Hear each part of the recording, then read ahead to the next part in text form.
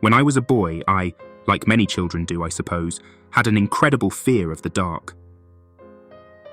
After being tucked in at night, I would beg and plead for my mum or dad to not shut out the lights, and they always agreed. That is until the start of my 2nd grade year. My parents decided I was a big boy and I needed to learn that the dark was nothing to be afraid of. To help with this transition, my dad bought me a very bright nightlight for my bedside table. I hated the idea of just having the nightlight on at first. But after my mother shut off the room light switch and showed me how bright the nightlight was, I warmed up to it. That first night with only that little light by my bedside is a memory that I can recall with certain clarity after all these years. For that night marked the first of many visits from the knocking girl. The glow of that little light was comforting, like a beacon of safety in the dark. It made me feel safe, and before I knew it, I had fallen asleep under its protective glow. 3 distinct knocks woke me from my slumber sometime later in the night. My eyes flew open and my head turned to look at my bedroom door, which was left slightly ajar. The only thing there that intruded was the light shining in from the lamp in the hallway. Then, once again, came 3 sharp knocks from somewhere beyond the foot of my bed. I shot up in a sitting position and stared past the foot of my bed at my closet door. Thanks to my adolescent mind, I wasn't sure exactly what to do. I just sat there staring at the dark wood of that door, only partially illuminated by the light at my bedside. Then once again, and so abruptly it made me jump, came 3 knocks. Only this time they were louder, and the time between each separate knock was greater. My breathing became heavy, and my heart pounded. And just I was about to call out for my parents, I was cut off. A soft but somehow warped little girl's voice called out from behind the closet door. "Let me come out, Joshua. I'm so lonely," I screamed. I screamed louder and harder than I ever had at the time, or ever since. Both of my parents burst into my room and asked me what was wrong, but I couldn't answer. I just kept screaming. It took some time, but eventually my parents calmed me down and I was able to tell them what happened. They told me it was just a nightmare, but I wasn't having any of that. I told them I was never sleeping in my room ever again. My father, being the progressive problem solver that he was, however, fetched a screwdriver from his toolbox and began taking the closet door off of its hinges. Once the door was off, my parents stayed with me until I fell asleep. The knocking girl never returned to my room after that night, but she never left me alone either. I found out the very next day a couple of rules about the knocking girl.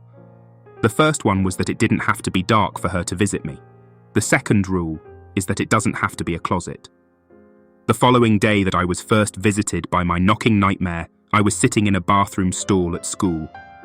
It was just after gym period, and the physical exercise had helped move along that morning's breakfast to my lower intestine, and I was pretty thankful when I found the bathroom empty. I was just finishing my business when I heard the echoing footsteps of someone entering the bathroom. I froze in my seat. It was clear from the slapping sound on the floor that whomever the new arrival was, they were barefoot. I waited as the footsteps drew nearer to the stall I was in, which was located at the very end of the aisle and up against the wall. I decided to call out then. "Hello?" I asked, but received no reply, only the slap, slap, slap of feet on linoleum. Somehow the silence was more frightening than if anything at all would have answered me. I didn't call out anymore after that, but out of instinct I picked my feet up slowly off of the floor and scooted as far back on the toilet as I could, placing my feet on the rim of the bowl. Slap, slap, slap. The footsteps were nearly at my stall now, and I closed my eyes tightly as the sound of steps continued. Slap, slap, slap. Whoever was out there was now directly in front of my stall. I kept my eyes closed and hoped the intruder would just leave. Then a familiar sound resounded throughout that bathroom, stopped my breath in my throat. 3 hard knocks pounded against the door to my stall, followed by that same warped voice. "Joshua, there's nothing to be afraid of. I only want to make you my friend." Tears began to freely fall from my closed eyes, and I shouted, "Go away!" "Joshua," the voice replied, "don't be like that. If you don't let me in, I'll have to come in there after you."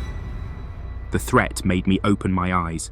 and what I saw under that stall door made me scream until I sent myself into a panic attack and blacked out. Under the stall, I could see 2 bare white feet, but that's not what caused me to lose consciousness. A face stared at me from under that stall. The face of a girl with a wide, glaring blue eyes and a mouth that had its bottom jaw removed so that her tongue hung down and swung loosely from her open maw. Her neck was unnaturally long and twisted underneath the stall door just enough so that her head was partially in the stall with me. Those blue eyes are all that I remember before waking up in the nurse's office. Apparently, the school janitor was mopping the hallway just outside the bathroom when he heard me screaming bloody murder. The school called my mum, and I was questioned over and over about what happened to me in that bathroom. I really didn't know what to say, so I made up some story about falling asleep while I was on the toilet and having a nightmare. The school sent me home anyway, and my mother was furious. She didn't ground me or anything though. I think she just felt sorry for me and didn't know how to help. I told her I was fine when she asked later that day. I lied. From then on, the knocking girl came to me at any time that I was alone. If my parents were outside and I was walking past the hallway closet, I heard knocking. If I was alone in my kitchen, I could hear knocking coming from inside every single cabinet. Sometimes she would call out from wherever she was knocking, telling me that she needed a friend to keep her company. I don't know why she couldn't just open the door and come get me, but I was sure as hell glad she didn't. It didn't occur to me immediately, but eventually I wondered how she could even speak in the first place if her bottom jaw was removed. I suppose if you're being haunted by a spirit, that is a silly thing to wonder, but honestly, I sort of got used to her. Eventually, she even stopped speaking altogether. She just knocked from behind whatever barrier she could for whatever reason not pass through. That made it easier, become more relaxed. I don't mean to say I was never afraid of her. Don't get me wrong, I never wanted to see that horrible face again. But as I grew older, she sorts of became a normalcy. I just lived my life by specific rules. I never went to a public bathroom anymore. My bathroom breaks were scheduled at home and when there were people in the house. I also grew accustomed to never opening a door unless someone I knew was on the other side of it.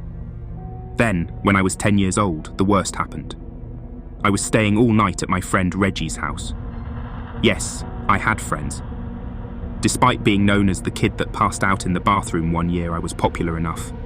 I never told anyone about the knocking girl though. That's probably why I didn't have any trouble making friends.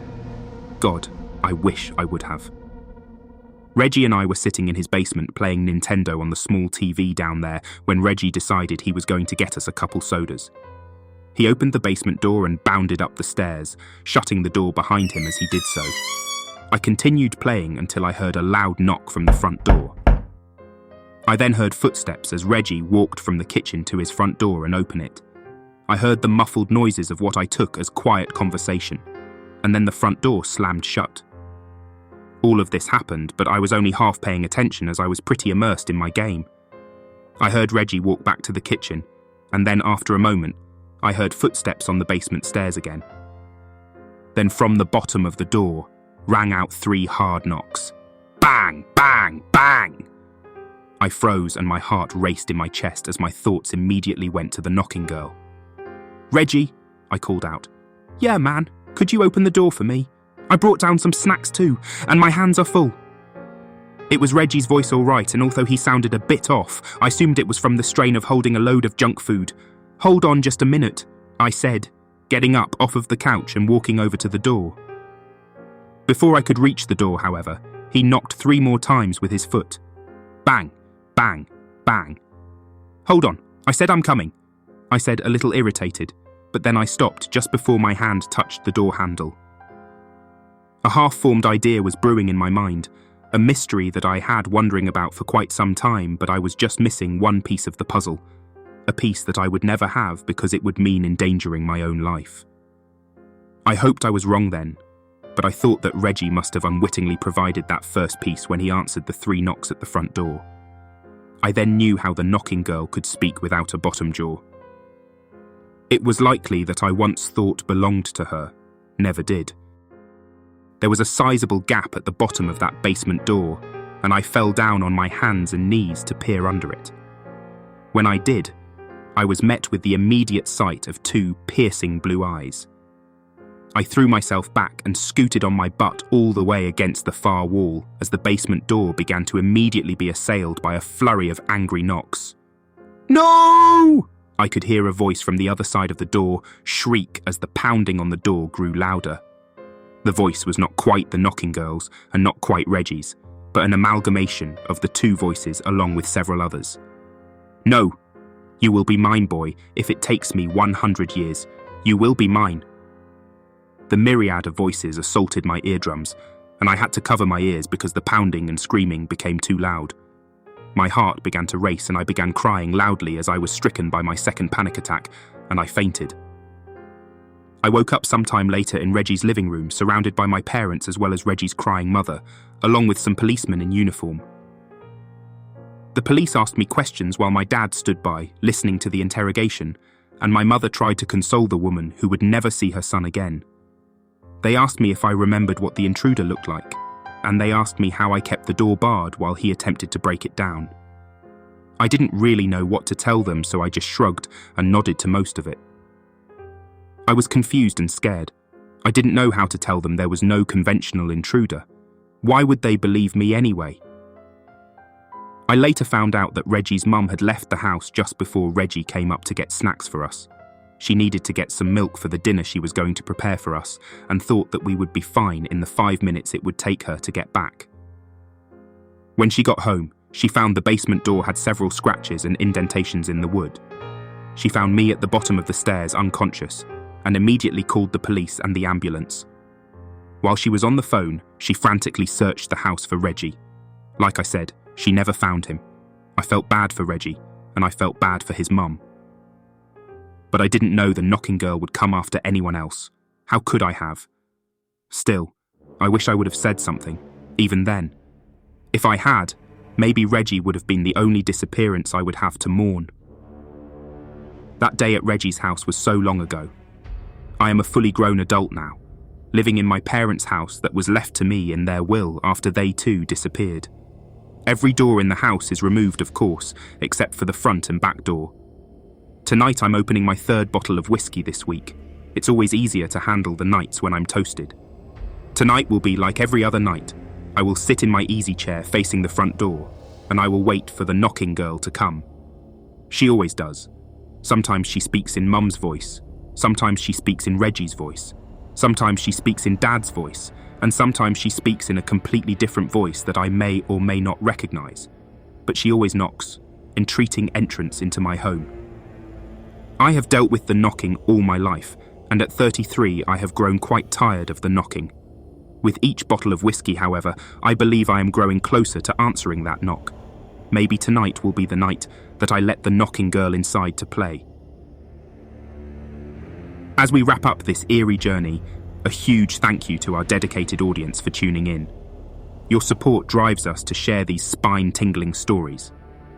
Remember, the darkness is always there, but through these tales, we face our fears together. Until next time, keep those lights on and doors locked. Thank you for watching.